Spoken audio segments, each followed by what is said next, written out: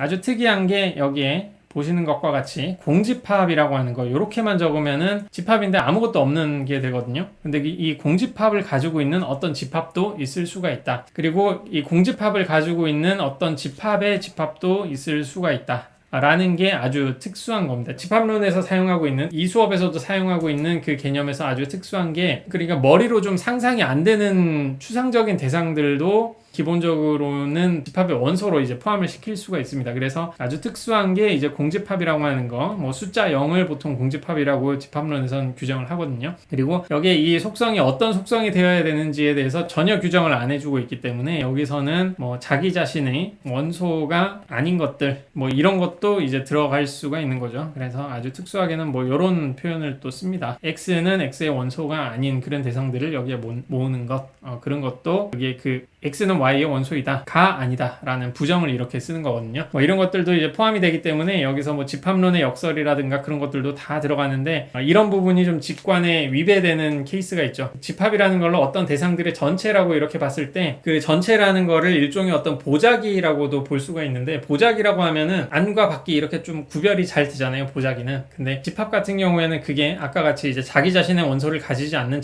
대상들의 집합이라고 하면은 그 자신도 그러니까 X를 뭐 이런 식으로 적게 되면은 X 이거를 뭐 A라고 할까요? A라고 규정을 해버리면은 중요한 건 아닌데 괜히 얘기를 했네요. A라는 어떤 집합의 원소로 그러니까 B라고 해야 되겠네요. B라는 원소를 이 집합에 헷갈리니까 지우겠습니다. 이 A라고 하겠습니다. 이렇게 해야 되겠죠. 이 집합의 원소로 A가 들어가면은 이 A라는 거는 자기 자신의 원소로 들어가지 않는 그 집합이 되잖아요. 그래서 A는 A의 원소가 아니다 라는 게 되는데 A가 A의 원소가 아니라는 거는 A가 자기 자신 이 집합의 원소가 아닌 그런 게 되는 거죠. 이걸 A라고 해야 되겠죠. 이 집합을 A라고 이제 규정을 하고요.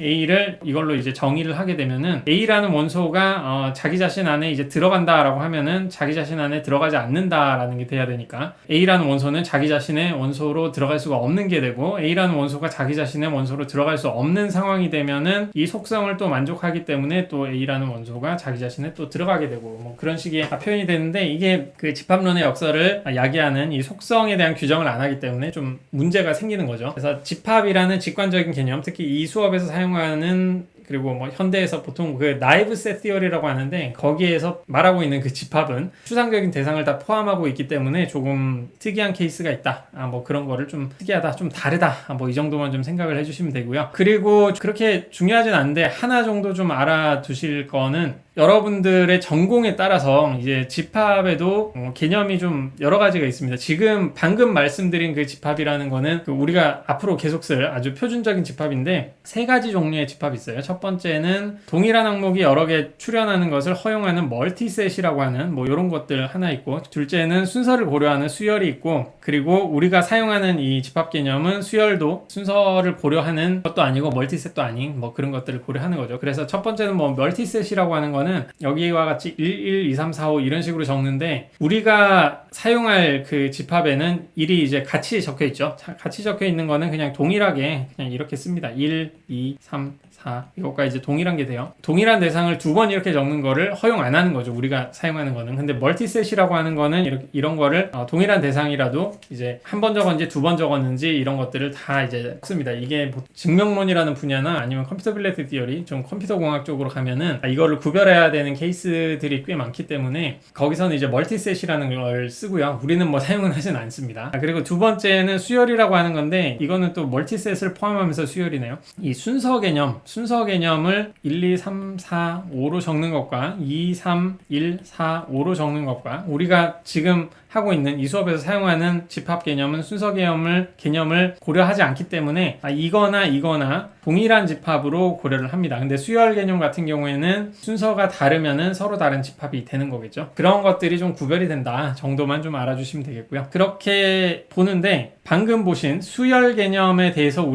그러니까 우리가 지금 말한 집합 개념이 수열을 말하는 그 집합과는 다르다라고 말씀을 드렸는데 그렇다고 해가지고 우리가 수열 개념을 전혀 고려하지 않는 건 아닙니다. 수열 개념은 굉장히 중요한데 우리가 말하는 집합 개념은 수열 개념을 고려하지 않는다라고 말하는 이유는 뭐냐면 우리가 사용하는 이 집합 개념을 통해 가지고 수열, 그래 순서를 고려하는 개념을 규정을 해서 사용할 거기 때문에 수열과 이제 우리가 사용하는 집합은 다르다고 하는 거고요. 좀 헷갈리시면은 둘 다 이제 사용한다라고 여기시면 됩니다. 지금 우리한테 중요한 거는 이론적인 이런 게 중요한 게 아니라 어떻게 이런 수로 표현의 문장을 참이게 여길 수 있는지, 이런 수로 표현을 참이게 여기는 그 대상들의 집합은 어떤 식으로 만들 수 있는지 그게 중요한 거거든요. 그러니까 그 예시를 통해 가지고 하나를 좀 말씀을 드려보면요.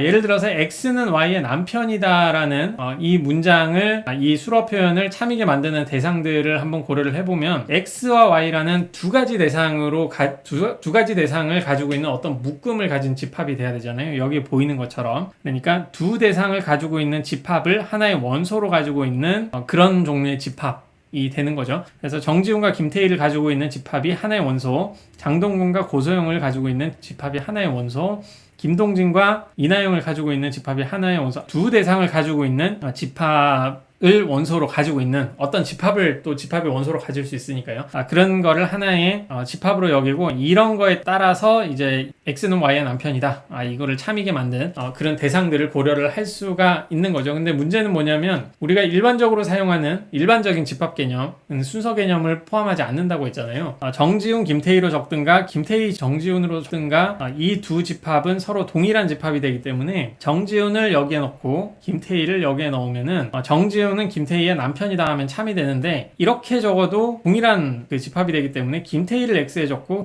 정지훈을 Y에 넣으면 보통 이게 거짓이잖아요. 그래서 이런 이항수로 같은 경우에 혹은 뭐 삼항수로도 마찬가지입니다. 이렇게 X가 하나만 있는 게 아니라 변항이 이렇게 두 개 이상 있는 경우에는 이 순서를 고려해줘야 되는 케이스들이 상당히 많이 나옵니다. 그렇기 때문에 우리가 지금까지 사용하고 있는 그런 집합 개념을 통해 가지고는 이 순서 개념을 제대로 설명을 못 해주니까 그럼 어떻게 해야 되냐라고 해서 뭐 이런 식으로 규정을 한다는 겁니다. 이런 거는 여러분들한테 별로 필요가 없을 것 같은데 그냥 좀 읽고 넘어갈게요. 읽고 넘어가는데 여러분들이 기억을 하실 거는 이런 식으로 해서 A, B, C 뭐 이런 식으로 적잖아요. 여기에 물결무늬 표시로 이제 집합을 표현을 하게 되면은 순서를 이제 고려하지 않고 이렇게 적는 것과 이제 동일하다라고 생각을 해주시면 되고, 만약에 이렇게 꺽쇠, 직각으로 이렇게 뭔가 괄호를 적잖아요. 이런 식으로 적을 경우에는 이렇게 순서 개념을 포함하는 게 되는 겁니다. 이 경우에는. 그렇기 때문에 이렇게 다르게 적으면은 이게 동일한 게 아니에요. 이 경우는 다르다. 그래서 위에 같은 경우에는 동일하게 이렇게 해볼게요. 이런 물결무늬 괄호를 쳐가지고 이렇게 하시면은 순서 개념을 포함하지 않기 때문에 이제 동일한 걸로 사용을 하게 될 거고, 꺽쇠 개념으로 이렇게 사용을 하게 될 경우에는 순서 개념을 포함하기 때문에 이거는 동일하지 않은 게 된다 라는 것만 생각을 해주시면 되겠습니다. 그래서 이런 수열 개념을 가지는 이 대상을 어떤 집합으로 가질 수가 있겠죠. 그러면은 B, A 이런 식으로 적게 되면은 이거는 서로 다른 두 가지 대상을 가지게 되는 게 될 거고, 만약에 A, B라고 적고 A, B라고 적으면은 이거는 순서 개념 상에서도 이제 둘 다 동일한 거잖아요. 동일한 거기 때문에 이 집합과 여기 원소 하나만 있는 이 집합은 이제 동일해지는 거죠. 이거는 서로 같아지는 겁니다. 지금 우리가 사용하는 집합 개념, 이렇게 물결로 치는 이 집합 개념에서는 이 두 개는 이제 같아지는 거고, 위에 거는 이제 이거는 이 괄호를 치게 되면 순서 개념을 포함을 시켜야 되기 때문에 둘은 이제 서로 다르고, 그래서 서로 다른 원소 두 개를 가지고 있는 집합이 돼서 이건 다 다른 겁니다. 이것과도 이제 다른 게 되고요. 그것만 우선 구별을 해주시면 되겠습니다. 이거를 구별을 해주시고, 약간 더 흥미가 있으신 분들은 여기 정의 부분을 좀 읽어보시면 되겠습니다. 그래서 순서를 고려하는 XY는 이런 식으로 X만 가지고 있는 집합과 XY를 둘 다 가지고 있는 집합을 각각 가지고 있는 이런 종류의 집합이다라고 정의를 하게 되면은 이게 순서 개념이 이제 표현을 할 수 있게 됩니다. 그래서 A와 A가 있는 경우, 뭐 이런 경우에도 이런 식으로 표현을 해서 이거는 뭐 하나밖에 없으니까 그 A라는 대상 하나만 가지고 있는 게 되겠죠. 그 수열 개념은 같은 대상을 두 번 이렇게 안 적게 되니까요. 그래서 이런 게 되고, A와 B가 있는 경우는 이렇게 적고,